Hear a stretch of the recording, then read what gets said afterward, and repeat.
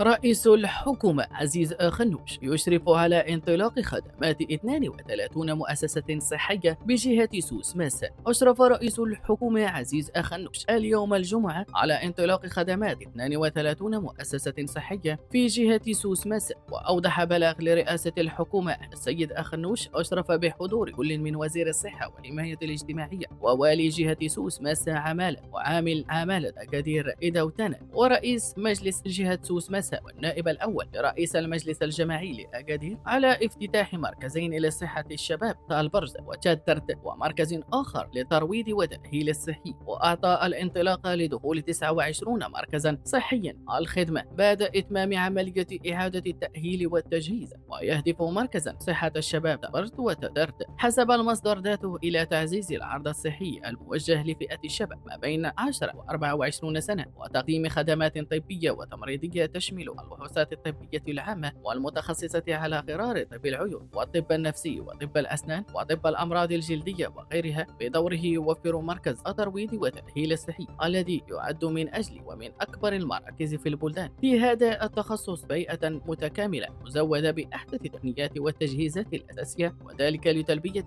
طلب المتزايد على خدمات الترويض وإعادة التأهيل والوظيفي والحركي للرياضيين وأشخاص في وضعية إعاقة، مما سيساهم في تحسين جودة الحياة لهذه الفئات وكذا تحقيق التنمية المستدامة في المجتمع. وأشار إلى أن هذه المراكز الصحية التي عبئت لها الحكومة موارد بشرية كفء كيفما ذكر وجهزتها بمعدات طبية عالية الجودة تروم تعزيز العرض الصحي على الصعيد أقاليم الجهة والاستجابة لطلب المتزايد على خدمات الرعاية الصحية لفائدة ساكنة مستهدفة تفوق 1,660,000 نسمة. إلى هنا نصل إلى نهاية هذه النشرة التي دائما ما سندعوكم فيها بالاشتراك في قناتنا والضغط على زر الجرس. قناتنا قناة أخ آم توداي.